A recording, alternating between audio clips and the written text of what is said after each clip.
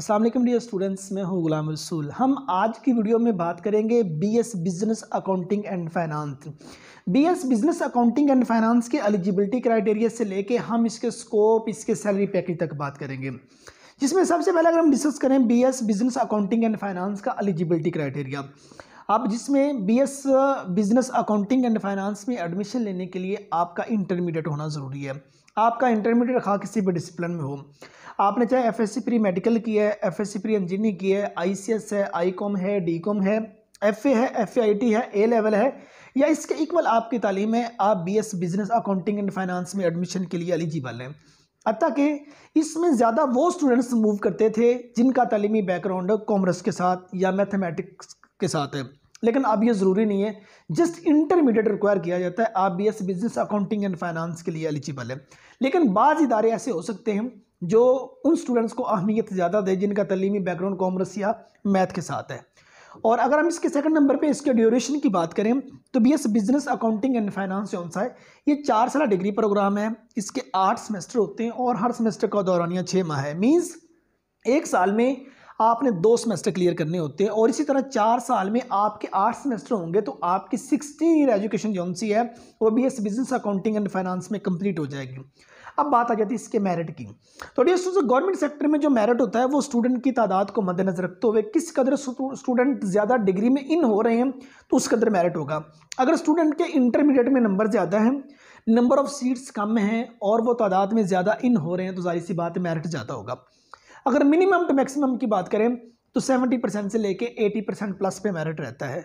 और अगर private sector की बात करें तो प्राइवेट सेक्टर में मिनिमम आपके 50% नंबर होना ज़रूरी है, लेकिन बाज़ तलीमी इदारे 45% नंबर पे भी BS business accounting and finance में एडमिशन दे देते हैं। और बाज़ गवर्नमेंट सेक्टर के इदारे जो न्यू इस्टेब्लिश हुए हैं उनमें जो मेरिट है वो जाहिर सी बात है कम रहता है, वो 50, 60, 70 के लगभग रहता है।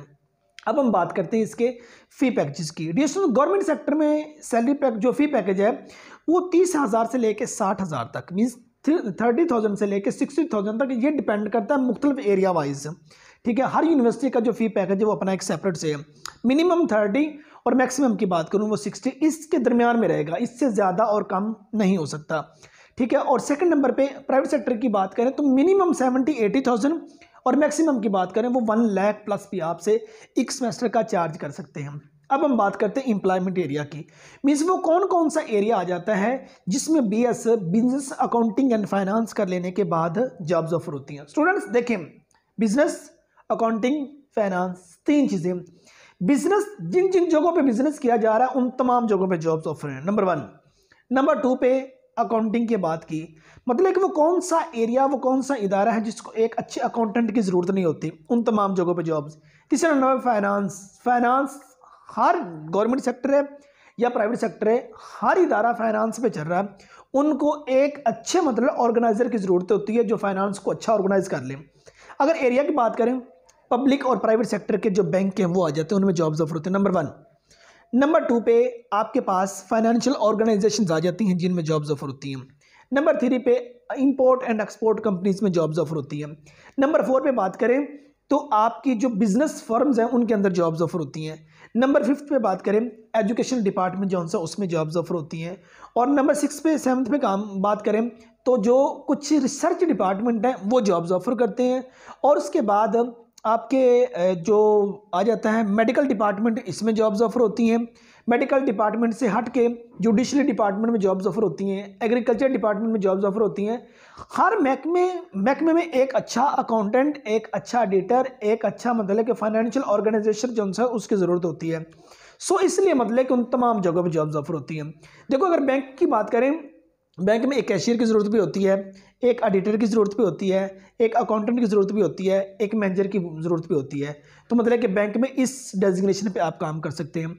और इसी तरह अगर फाइनेंशियल ऑर्गेनाइजेशन की बात करें, वहाँ अकाउंटेंट की ज़रूरत भी होती है, वहाँ कैशियर की ज़रूरत भी होती है, वहाँ मतलब कि एक अच्छे फाइनेंशियल मैनेजर की ज़रूरत भी होती है। अगर कंसल्टिंग एजेंसीज जॉब्स ऑफर करती हैं, बीइंग एक गुड कंसल्टेंट आप काम कर सकते हैं।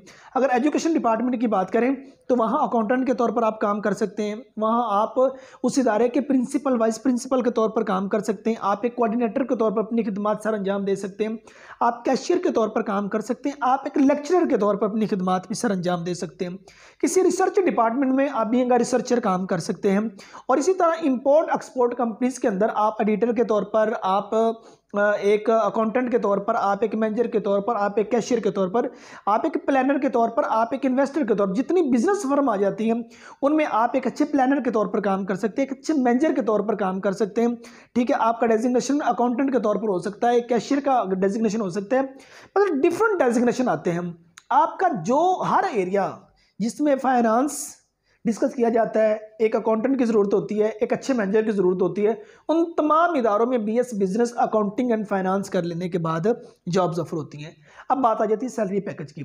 स्टूडेंट्स, गवर्नमेंट सेक्टर में जो सैलरी पैकेज है वो बेसिक पे स्केल और एम्प्लॉयमेंट एरिया को मद्देनजर रखते हुए, आपका 14 स्केल है, 15 है, 16 है, इससे कम है या ज़्यादा, उसको मद्देनजर रखते हुए आपकी जॉब होगी वो 30-40,000 से लेके आपके 1 लाख प्लस भी हो सकती है। प्राइवेट सेक्टर की बात करें तो प्राइवेट सेक्टर में जो सैलरी पैकेज होता है वो स्टूडेंट की हार्ड वर्किंग, उसकी स्किल मीन्स उसकी मेहनत, एक्सपीरियंस वगैरह 3-4 चीज़ों नॉलेज को इंक्लूड करके देखा जाता है।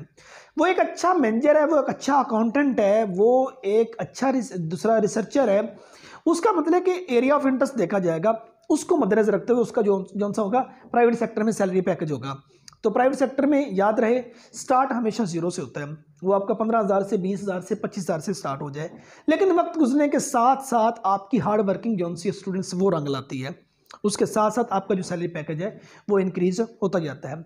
अगर आप BS business accounting and finance के स्टूडेंट हैं या अगर आप ये डिग्री करना चाहते हैं, ये 2 लोगों से मैं बिलखुसूस मुखातिब हूँ, तो स्टूडेंट्स याद रहे जो ही आपके 1-2 सेमेस्टर हो जाएं तो मैंने टोटली एरिया आपको बता दिया, जिस एरिया में आप इंटरेस्टेड हैं, मतलब कि आप यूनिवर्सिटी के स्टूडेंट कुर्बो जवार में, मतलब बड़े शहर को मूव कीजिएगा, बड़े शहर में कुर्बो जवार में आपको डिफरेंट फार्मेसीज नज़र आएंगी, कुछ डिपार्टमेंटल स्टोर नज़र आएंगे, शॉपिंग मॉल नज़र आएंगे।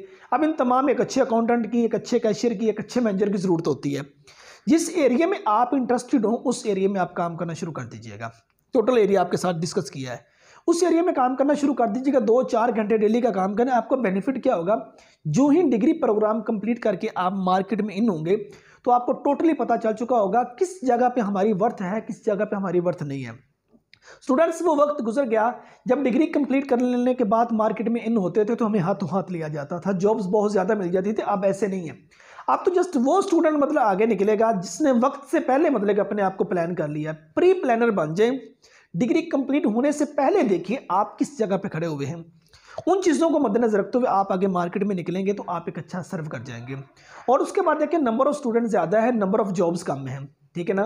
मैंने इस डिग्री प्रोग्राम के बारे में आपको इस वीडियो के अंदर टोटली डिस्कस किया कि आपके पास एरिया कौन सा है और आपका डेजिग्नेशन क्या क्या हो सकता है, ठीक है। तो स्टूडेंट्स इन एरियाज़ को निकलें। अगर आप कॉमर्स के रिलेटेड डिग्री प्रोग्राम में जाना चाहते हैं तो देन ये वीडियो आपके लिए मुफीद होगी। अदरवाइज डियर स्टूडेंट्स ये आपके लिए मुफीद नहीं है। ये अगर आप एक अच्छे अकाउंटेंट, एक अच्छे मैनेजर, एक अच्छे कैशियर बनना चाहते हैं, एक अच्छे प्लानर बनना चाहते हैं, एक अच्छे रिसर्चर बनना चाहते हैं अकाउंटिंग के रिलेटेड मामलात में, देन ये वीडियो आपके लिए बेहतर। पब्लिक और प्राइवेट सेक्टर की दोनों टाइप की यूनिवर्सिटी और कॉलेजेस वगैरह इस डिग्री प्रोग्राम को करवा रहे हैं, लेकिन कम तादाद में है, कम तादाद में इदारे जो इस डिग्री प्रोग्राम को ऑफर करवा रहे हैं, ठीक है। तो ये हमारी आज की video BS business accounting and finance पे थी। बाकी अगर आप ये जानना चाहते हैं कौन कौन से इदारे ऑफर करवा रहे हैं, आप गूगल पे सर्च कर लीजिए या सेकंड नंबर पे आप HEC की वेबसाइट पे जाके चेक कर सकते हैं। इससे पहले मैं वीडियो में एक चीज़ें ऐड करता था, लेकिन बाज़ तलीमी इदारे इस डिग्री को ब्रेक कर देते थे और बाज़ तलीमी इदारे जो उनसे वो एडमिशन ओपन करते हैं, कभी नहीं करते, तो उसका जो इम्पैक्ट है वो वीडियो पे बहुत ज़्यादा पड़ता था। तो इसी सिलसिले में इदारों को मैं कम में डिस्कस करता हूँ। उम्मीद करता हूँ कि आज की वीडियो आप स्टूडेंट को अच्छी लगी होगी। नेक्स्ट वीडियो में मिलते हैं। अपना बहुत सारा ख्याल रखिएगा। फी अमानिल्लाह।